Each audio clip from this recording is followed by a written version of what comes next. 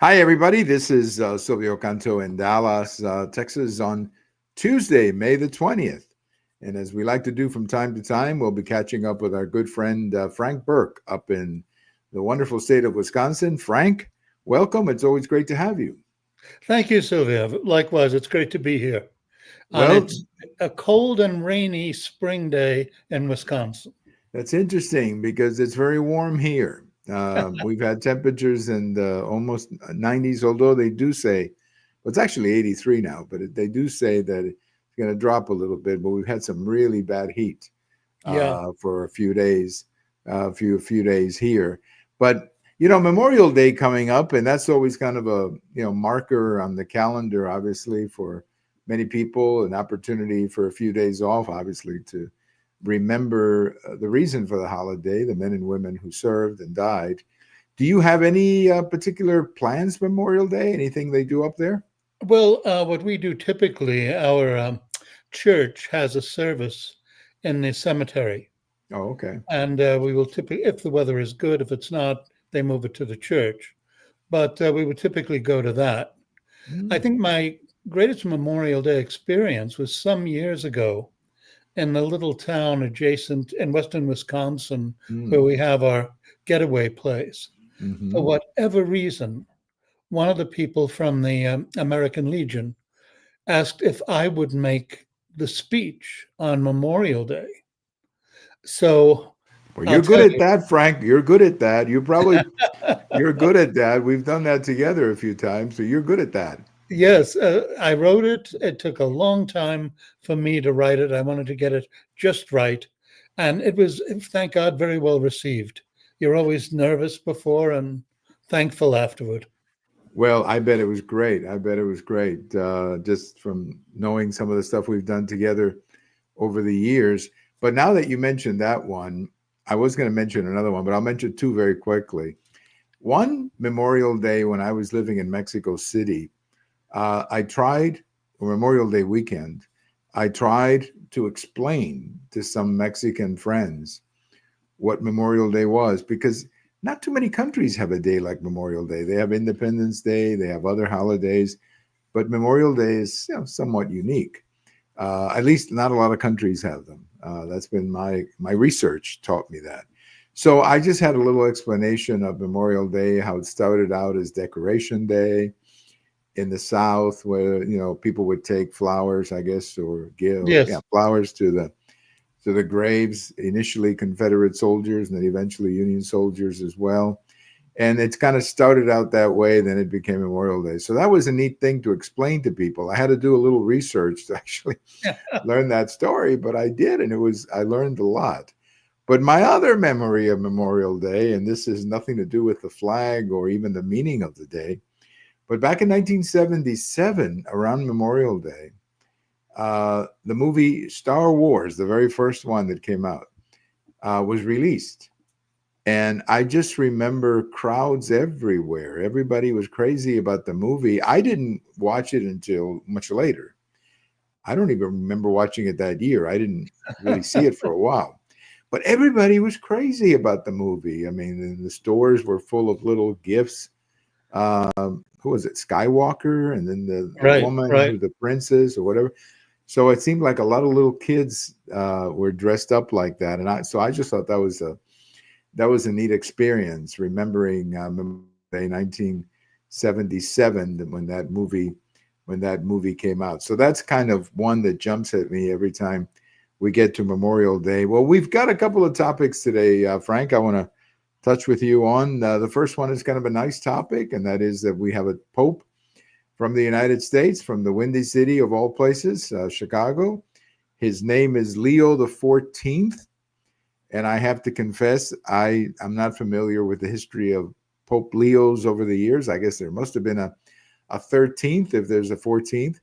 But he, so far seems to be, I guess, doing it well. I mean, he's kind of avoiding some of the extreme issues and just kind of sticking to being a pope, which is what he needs to do. So we'll talk about that and get your reaction to the Pope. And then the bigger story, the more serious story that I want to get into with you is the situation with President Biden's health, or the former president's health. So just a couple of topics there for today. So tell me, were you surprised that an American was selected? Because I was. I have to say that. Um, I didn't like his comments on our immigration policy, seeing that you cannot get into Vatican City. They are not very big on immigration in the Vatican. No, they like And walls. They like yeah, walls a they like lot. a lot of walls. Yeah. And Leo, going back, the last Pope Leo the 13th, was Pope around the turn of the century. And he was noted for his sympathy to union causes. There was a movement called the Knights of Labor, headed by a man I believe named Terence Powderly. And Leo was very much in sympathy with that. I would have to say, he had a socialistic streak. Mm-hmm. So if that's why this one took it, you may have another climate Francis. change pope. Right. And I had not heard the comments about immigration. I know that he had said a few years ago before he was Pope that, at least that's what I understand. Mhm. I'm not familiar with everything, but I know that a few years ago he had said something along the lines that we have to have humane treatment of people and so on. And I don't, in principle, have a problem with that, because people should be treated in a humane fashion. But if we're going to preach humanity to the United States or to Western Europe on immigration, then we need to speak just as harshly to the countries who are using immigration to get people out of their countries so Yes. that they send money back. Yeah. Very And much so. because that's really a racket going on. Well, And to me, that's the real shame. So we need to talk to those countries as well and say, you know what, you need to make your country more friendly to your own people so they don't have to leave. hmm I just one comment on it, and that is this: if you go back, I think in the modern era, and I'll say from World War II on, Pius XII was roundly criticized because they said he was sympathetic to Hitler. I don't think he was, and that he abandoned the Jews. Well, I think perhaps he was thinking, if I call this out, the Catholics will be in those camps as well. Right? Or I may be And the last Pope. yeah, and indeed some of them were. Right. But then the papacy was very in the 1950s was very calm. Mm-hmm.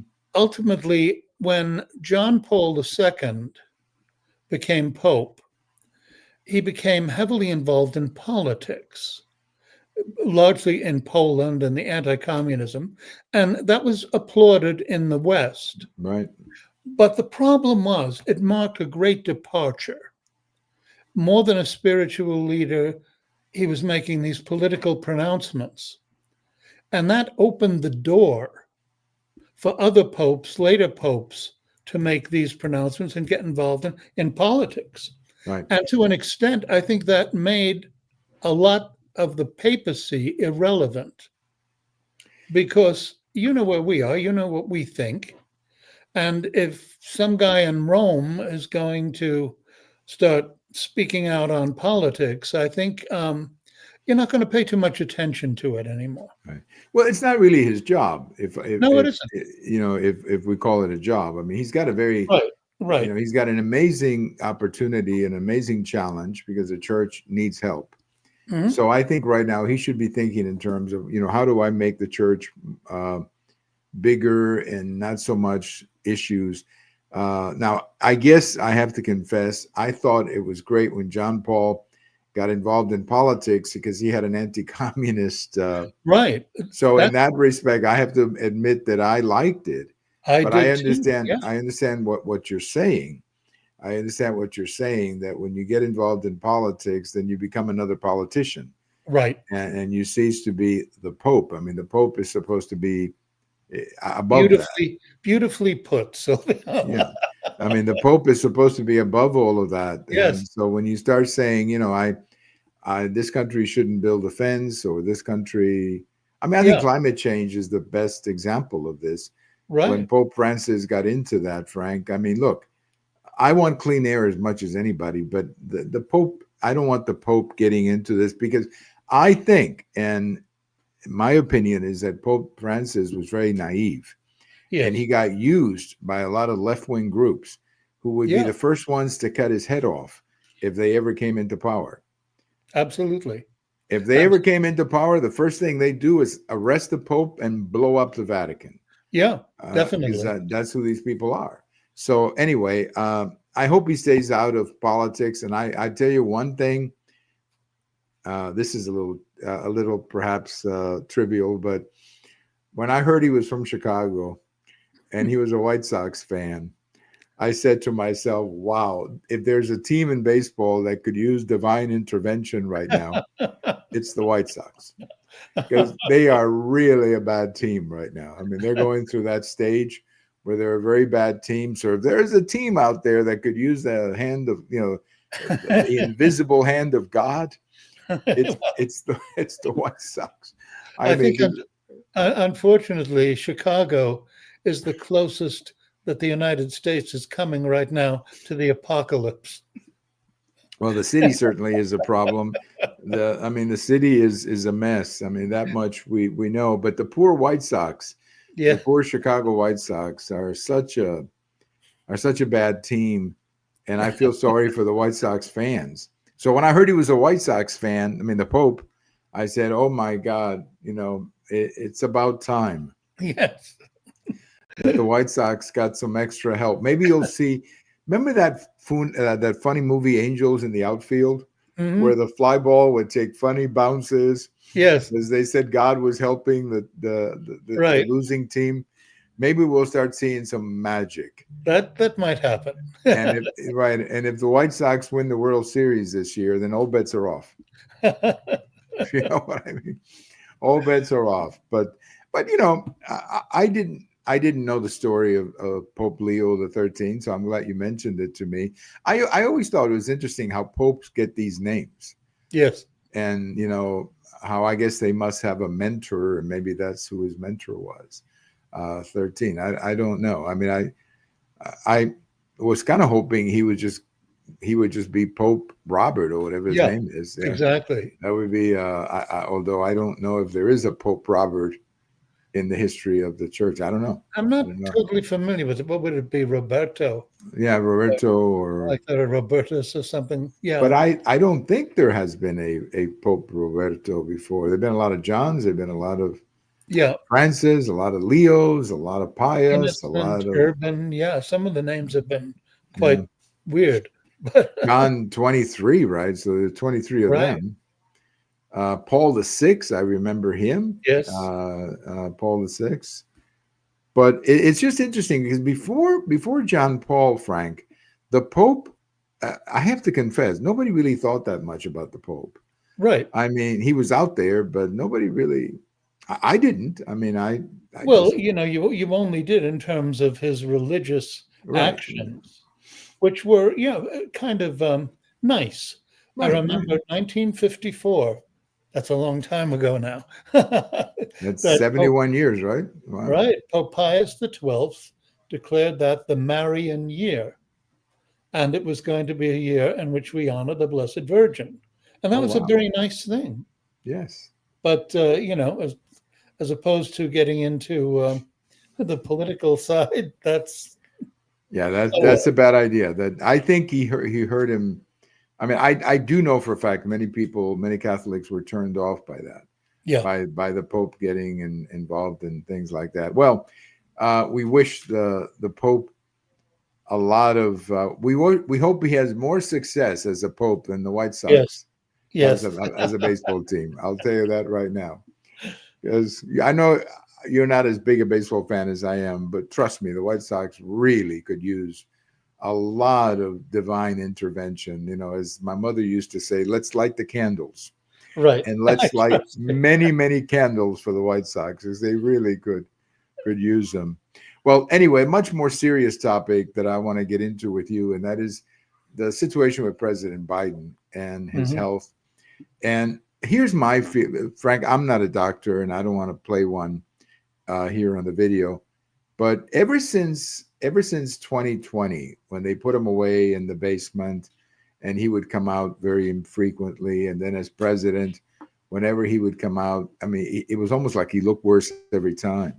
I felt that there was something wrong with him. I didn't know that it was cancer or anything like that, but I felt that he wasn't altogether there. Right. And I was concerned not because I was concerned because he's a man, a human, but also because sometimes presidents have very difficult schedules. I mean, Yeah. I remember like George W. Bush on 9/11, he was up for several days. I mean, he had some very tense moments, and I began to wonder if Joe Biden could do that, Frank. If Mhm. Joe Biden could take a call at 3 o'clock in the morning from the Secretary of Defense and say, "Mr. President, here's the situation. I need you to make a decision."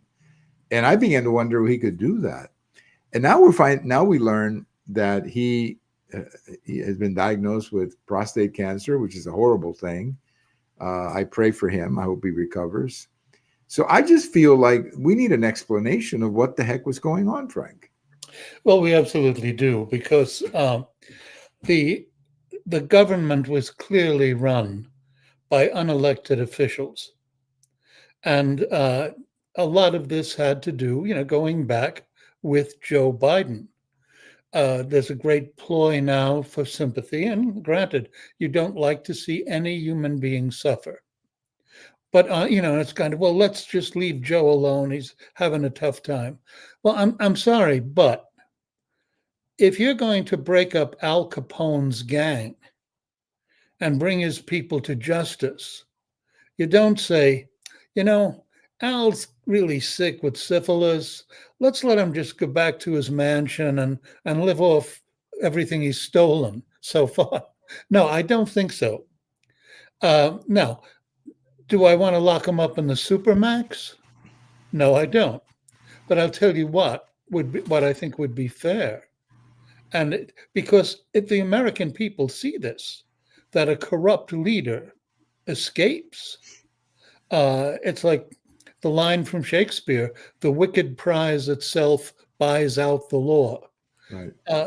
I think what has to happen is that they have, or one of the things, I would like to see them bring a suit, because the family has been pardoned, which, as I understand it, has to do with criminal acts. Right. But I believe that the government could bring a civil suit against the Bidens, because their actions in in selling out the country, taking bribes, etc., their actions, and especially what they did against Trump, cost this country millions of dollars. Right.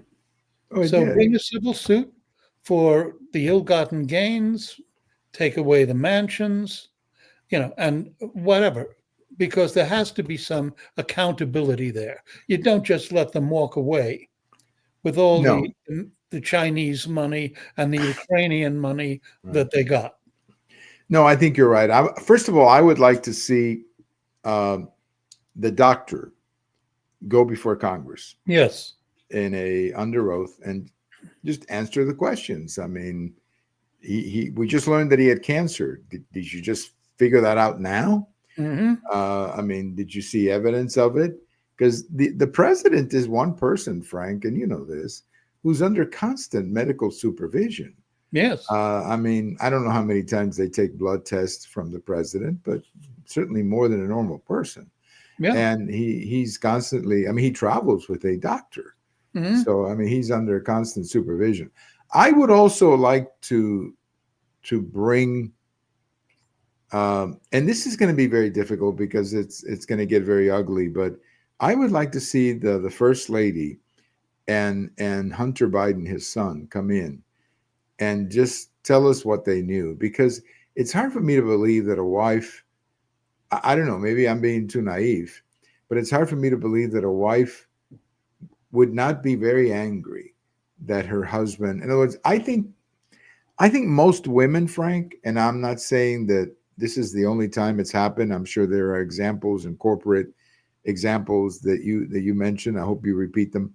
soon. But for example, this would have been the perfect situation for Mrs. Biden to say to him last summer, the summer of 2023, to say, look, Joe, you did what you were supposed to do. You got rid of Trump.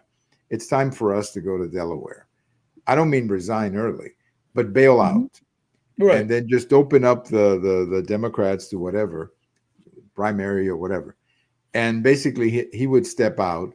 I think he would have actually looked a lot better in terms of history if he had done that. And she would have looked like the real hero or heroine or whatever the word is. Right. Because she would have been seen as a woman who cared about her husband.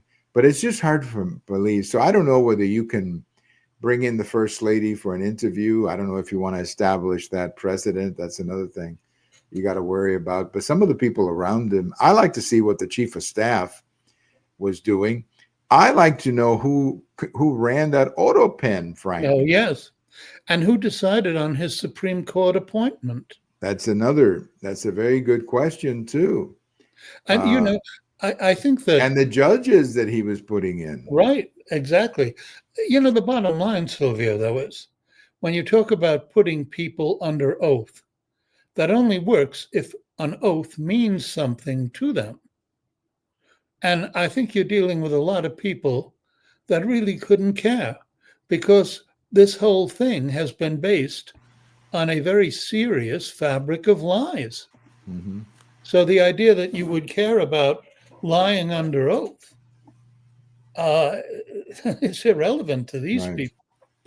I think I know what you're saying. I know exactly what you're saying. But at some point, it seems to me that one of these people is going to say, you know what, I'm going to be here for the next 20 years. I've got to cover my behind and at least come clean, try to be the one person who breaks the dam and says, yes, I did it. Yes, I was the one who was authorizing. Frank, not only was he authorizing pardons on his family, Newt Gingrich brought this up the other day, and I didn't know this. One day he issued like 2,000 commutations. Yes. Well, if you go back... Wow, that's a lot of commutations in one day? Yeah. There is a book called The Final Days, and the woman who wrote it, I wish I could remember her name. I think it was Linda. I'm not sure what the last name was. Her husband died recently. She died on the flight that went into the Pentagon on 9/11. Oh, yes. I know who you're talking about, the lady who used to work in the Bush White House. Yes. And her husband ended up being Solicitor General, I think, under President Bush. Yeah. Yes. In the back of that book, which is about the final days of the Clinton administration, page after page of pardons that Bill Clinton issued, and most of them were to Hispanic names involved in drugs. So tell me that wasn't bought.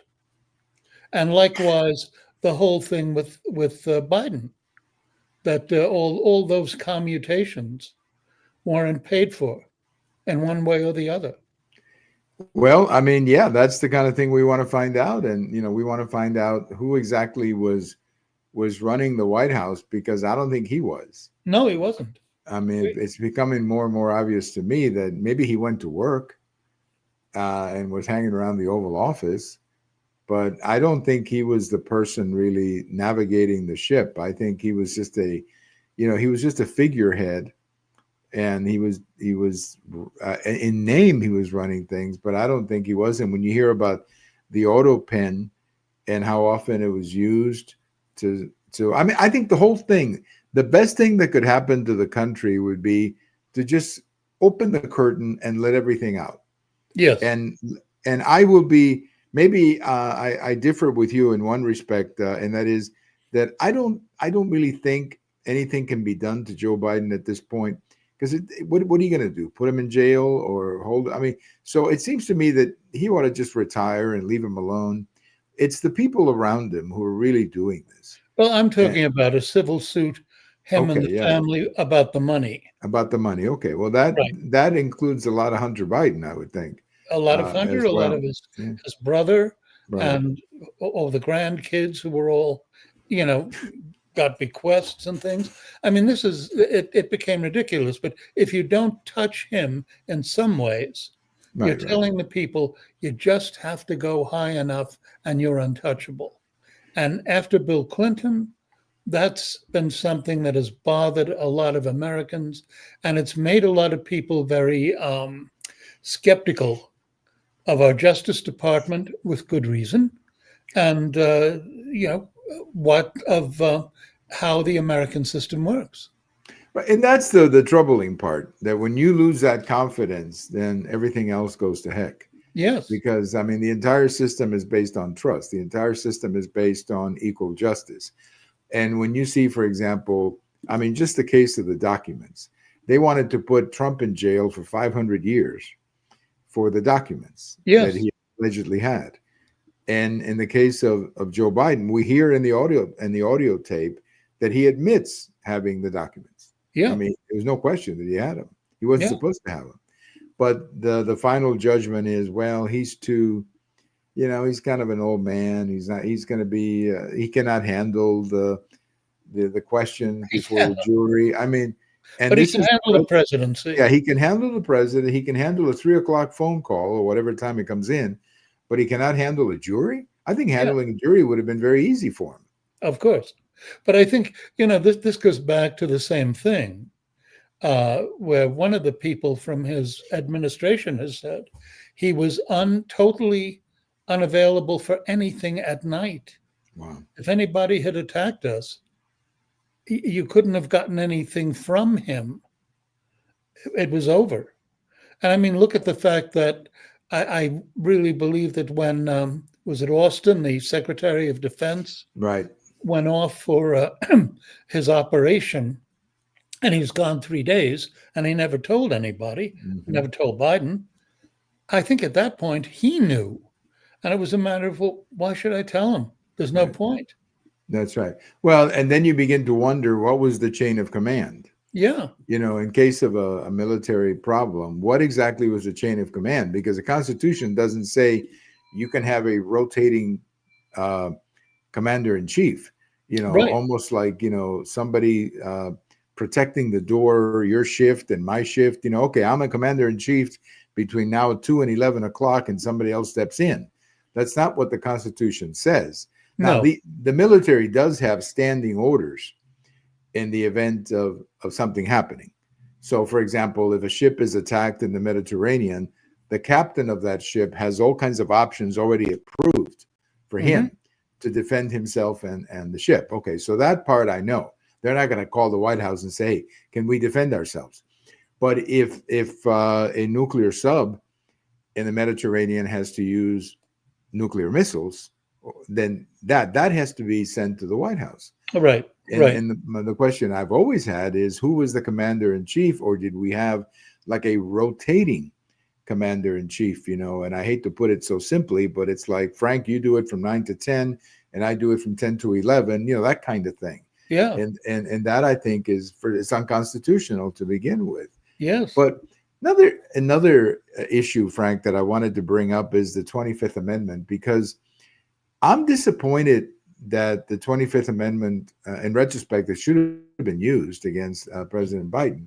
But maybe something has to be done to the amendment, because it relies on the vice president, the cabinet, and I guess members of Congress. But if none of them want to do something, then the amendment is worthless.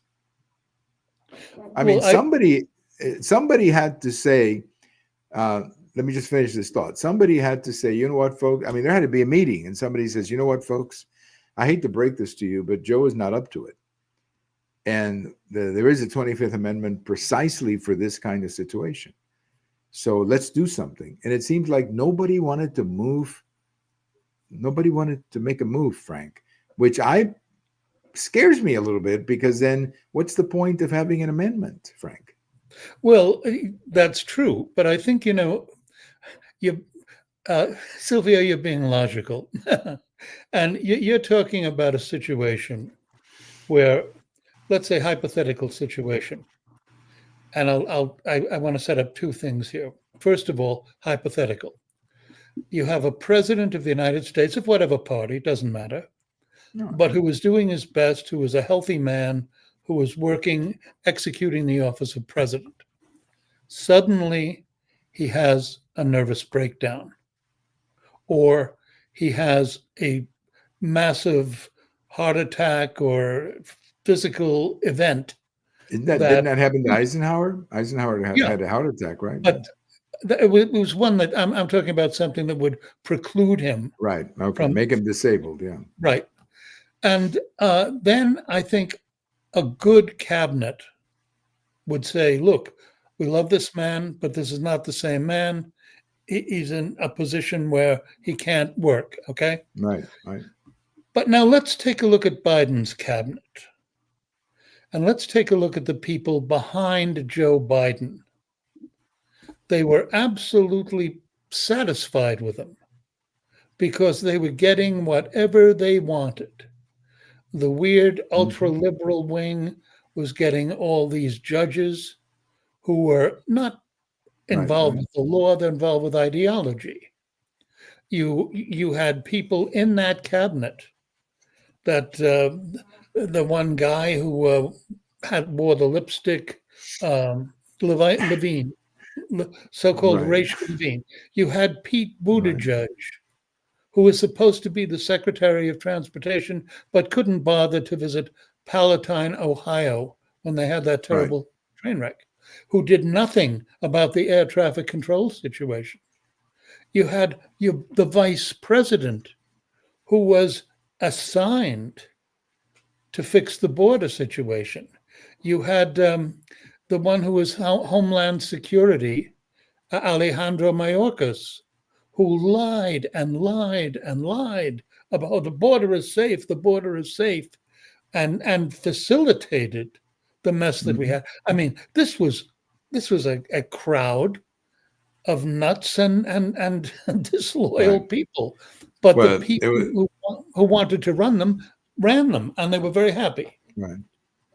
Well, that's it. So somebody was happy with the cabinet, and I understand what you're trying to say, but you expect at times like these for somebody to maybe, and again, being too logical or too nice, but you expect at times like these for someone to go above these people, maybe the Speaker of the House or the Majority Leader in the Senate, and say, hey, folks, this cannot continue.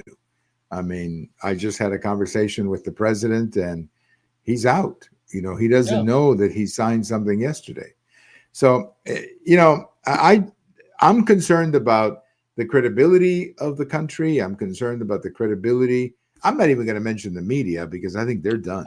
It just hit me like with you, the media. Yes. Yeah, I mean, the media is going to have a very hard time recovering from this because this was not a good day for them. But at least they're an independent institution, or they're the media. They can do whatever they want. They're private, but the government isn't. The government is supposed to act better. And I just wonder if the Congress shouldn't revisit the 25th Amendment and create maybe more opportunities, because this is going to happen again. I hate to say it, but there's going to be a president in the future who may be disabled. And what I saw of the 25th Amendment, I really thought they were going to apply the 25th Amendment a couple of times that I saw him. And I said, I cannot believe that this is the president of the United States. I mean, I saw this and I went, my goodness, like when he went to Europe that time and he looked completely lost, or when he was outside at that Easter party and the Easter Bunny had to take him to protect him from the press. I mean, come on. Well, I will just throw one wrench into the logic, Silvio, and I'm sure it's something that was on everybody's mind. If we take Biden out, who have we got? Right. Kamala. Right. And I think that by that time, enough people knew her and knew the way she acted and what she was and her problems that they said, my God, we couldn't control this situation. Right. It's a very good point. That's a very good point, Frank. I was also going to throw another monkey wrench, or if that's the right word. into our conversation by saying, if you're a Democrat and you're looking all of this happening right now in front of you, maybe you're looking at each other and saying, we would have been better off if Trump had won the 2020 election. Yeah. We would have Yeah. been I better think we off would. because, politically speaking, they would have been, because they Mhm. would have had a second term president, probably with a Democrat Congress or Senate, or at least, run a lot by them. You would have had a different political environment. And, two-term presidents always have a lot of difficulty passing the presidency to the next, Yes. to their own party. So I sometimes wonder if, looking back at 2020, a lot of Democrats now don't sit around saying, we would have been a heck of a lot better off if he had won that election. Yeah. And I think they would have been, Frank. I think they would have. But I think the thing that bothers me terribly is the fact that the Democrat Party at this point, I would never have believed it had gone so far to the insane left, Right. to, men and women's sports. And Oh, yeah. whenever one of them breaks with that, and I'll give you a good example, John Fetterman. Now, Mhm. Fetterman is an eccentric, but there are some things you've got to like about him. And one of them is that he Yeah. often comes out and tells the truth. And of course, the minute he does, they're all down on him. Well, he's crazy. He's sick. He never got over that stroke, etc. I mean, they will destroy anybody that disagrees with them. Right. And that's the problem. No, I know, and that's the reality of the insanity that, I mean, they've created this insanity, Yes. and they're going to have to figure it out somehow and get the heck out of. I mean, they're in this hole. They put themselves in this hole, and Yes. it's more than political. It's a lot of different things. So they're going to have to get out of the hole. And as long as Trump can have a successful term, I think it's going to be very difficult for them to really be taken seriously again. Now, obviously, if Trump fumbles and there's all kinds of problems, then that opens up the opportunity for them. But at the moment, I think Trump's going to be okay. I think he's going to be okay. And I just think it's going to be very difficult for them to get back the presidency, at least for another. I mean, I see J.D. Vance or somebody like him winning in 2028. But that's so far ahead, Frank. That's for another show we do in 2027. Well, I guess just one more comment, and that is the fact that if you look at this whole situation, I think maybe the only thing that the Democrats can do to save themselves, if there are closet moderates in the party, is to break in half. And you would have a party called the Democratic Socialists under the AOCs and the Bernie Sanders. Right. And then you'd have another party. Now, obviously, they wouldn't be doing very well in many elections for a couple of years, but it might be the only way they can come back. Well, the moderates could eventually compete, because they would be able to focus on common sense, and they'd be able to leave the nonsense behind them. Well, that's it. That's what I mean.